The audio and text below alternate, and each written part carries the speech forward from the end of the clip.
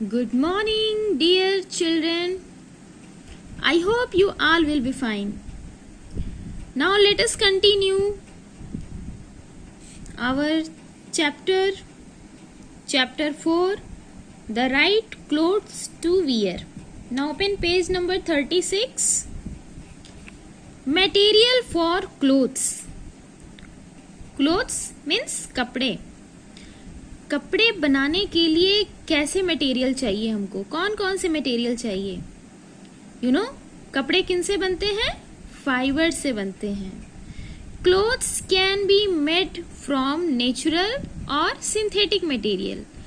कपड़े ये natural material से भी बन सकते हैं और सिंथेटिक मटेरियल से भी बन सकते हैं. What is natural material and what is synthetic material? Natural materials are those materials which obtained from natural resources like plants, animals, and synthetic materials are those materials which are made by man or made with the help of chemicals. These are synthetic material. As you are looking below here, cotton and jute are natural fibers obtained from plants. मैंने बताया ना, clothes किसके बने होते हैं? Fibres के बने होते हैं, रेशे के बने होते हैं. इन फाइबर्स से यार्न धागे बनाए जाते हैं और उनकी बुनाई करके कपड़े तैयार किए जाते हैं. तो ये है नेचुरल फाइबर्स. नेचुरल फाइबर मतलब जो नेचर प्रोवाइड करती है. और नेचुरल फाइबर्स कहाँ से मिलते हैं हमें? प्लांट्स या एनिमल से. तो ये प्लांट्स है. कॉटन का प्लांट देख रहे हो, ये कॉटन का फ्लावर है.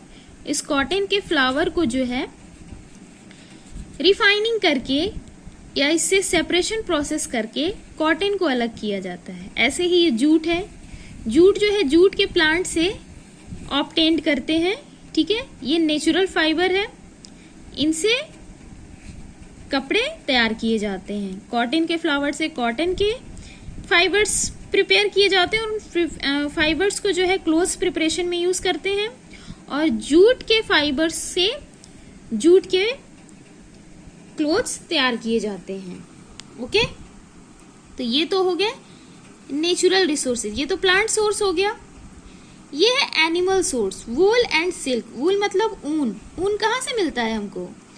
ऊन यील्डिंग जो एनिमल्स होते हैं जैसे ship, okay, different types, rabbits, तो ये वूल उनसे हमें मिलता है. और ये देख रहे हो रेशम, सिल्क. सिल्क कहाँ से मिलता है?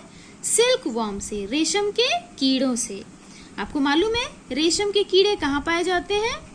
रेशम के कीड़ों को पाला जाता है और ये पाए जाते हैं मलबेरी लीव्स पर, मतलब शहतूत के पत्ते पर ये रहते हैं, क्योंकि ये शहतूत के पत्तों को ही खाते हैं. ठीक है, तो ये जो सिल्क वॉर्म होते हैं उनके ककून को जो है ककून से जो है रेशम के फाइबर्स तैयार किए जाते हैं. उन रेशम के फाइबर से फिर रेशम के क्लोथ्स प्रिपेयर किए जाते हैं. तो ये हो गया wool and silk.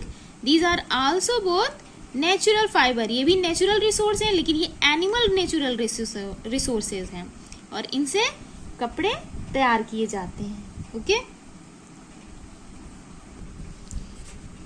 Natural fibres. Natural fibres are made from parts of plants और एनिमल्स. नेचुरल फाइबर्स ये बनाए जाते हैं प्लांट और या एनिमल के पार्ट से तैयार किए जाते हैं. We get fibers like cotton, jute and linen from plants. हम कहाँ से फाइबर प्राप्त करते हैं? जैसे कॉटन के पेड़ हो गए, जूट के प्लांट हो गए, लिनेन के प्लांट हो गए. ये सब प्लांट्स हैं जिनसे हमको फाइबर्स मिलते हैं और इन फाइबर्स से कपड़े की बुनाई करते हैं, कपड़े तैयार किए जाते हैं. We get fibers like wool, silk and fur from animals. और हमें फाइबर्स कहाँ से मिलता है? वूल ऊन जैसे हो गया, सिल्क रेशम हो गया, फर जो एनिमल्स से फर जो होते हैं उनसे भी कपड़े तैयार किए जाते हैं, फाइबर्स प्रिपेयर किए जाते हैं. Synthetic fibers like nylon, rayon and polyester are not found in nature. ये ऐसे फाइबर हैं जो नेचर में नहीं पाए जाते हैं, इनको बनाया जाता है, तैयार किया जाता है केमिकली, ठीक है। जैसे नायलॉन हो गया, रेयॉन हो गया, पॉलिएस्टर हो गया, ये सब किस टाइप के फाइबर्स हैं? सिंथेटिक फाइबर्स हैं, मैन मेड फाइबर्स हैं। दे आर प्रिपेयर्ड आर्टिफिशियली, इनको आर्टिफिशियली तैयार किया जाता है। And these are called man made fabrics, और इनको क्या कहते हैं? मैन मेड फैब्रिक्स कहते हैं, क्योंकि ये नेचर में पहले से अवेलेबल नहीं है, इसको ह्यूमन बीइंग क्या करते हैं? तैयार करते हैं, इनको प्रिपेयर करते हैं with the help of chemicals, chemical की सहायता से इनको तैयार किया जाता है। दीज फैब्रिक्स आर स्ट्रेचेबल, ये जो फैब्रिक्स होते हैं, जो आर्टिफिशियल या सिंथेटिक फाइबर्स होते हैं, कैसे होते हैं? स्ट्रेचेबल होते हैं। स्ट्रेचेबल का मतलब है कि अगर उनको हम पकड़ के खींचेंगे तो वो रबड़ की तरह से थोड़ा सा फैल जाते हैं, स्ट्रेच हो जाते हैं, ठीक है।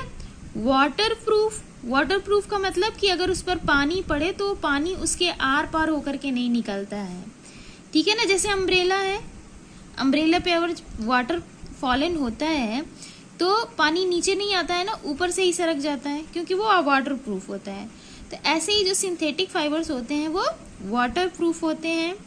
एंड रिंकल फ्री होती है, रिंकल मतलब कि वो श्रिंक नहीं होते हैं, ठीक है, गुरचियाते नहीं है जिसको कह सकते हैं, उनमें क्या कहते हैं, सिकुड़न नहीं होती है वो।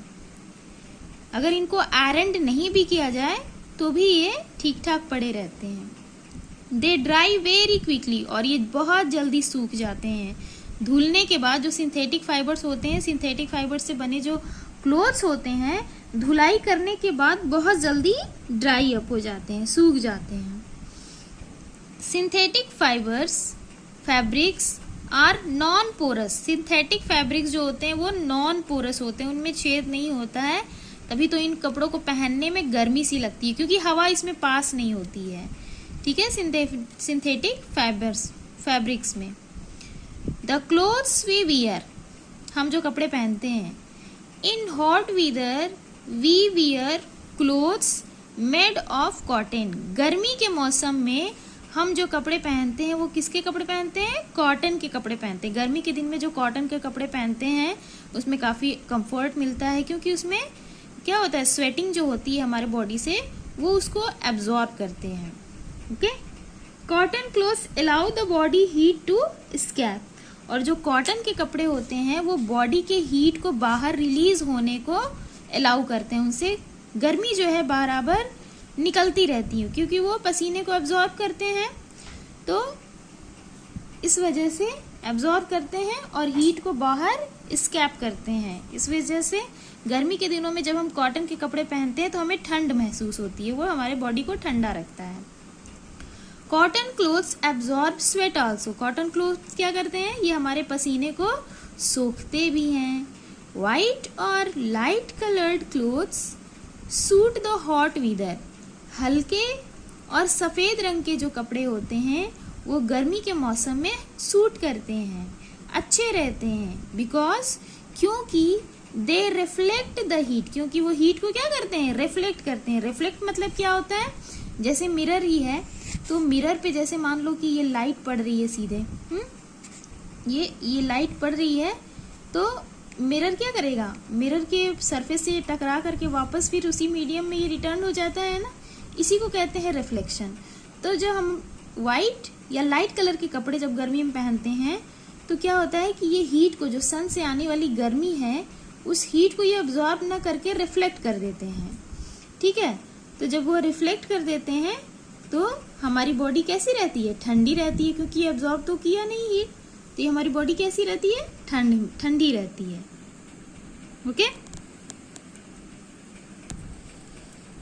इन cold weather we wear woollen clothes, और ठंडी के मौसम में हम कैसे कपड़े पहनते हैं, उलेन क्लोथ्स पहनते हैं, गर्म कपड़े, ऊनी कपड़े पहनते हैं। Woollen clothes keep our body warm, क्योंकि जो ऊनी कपड़े होते हैं ये हमारी बॉडी को गर्म रखते हैं। People living in different regions wear different types of clothes, हमारे देश में डिफरेंट रीजन्स हैं, अलग अलग क्षेत्रों में जो रहने वाले लोग हैं वो अलग अलग प्रकार के जो है कपड़े पहनते हैं। और ये जो क्लोथ्स है वो किस में डिपेंड होता है? It's depending on the climate and the tradition of the region. मतलब वहाँ के लोगों का क्लाइमेट का क्या है या उनका ट्रेडिशन क्या है, पहनावा क्या है, ये इस पर डिपेंड करता है। इस तरह से उनके जो क्लोथ्स हैं वो डिफरेंट टाइप्स के होते हैं।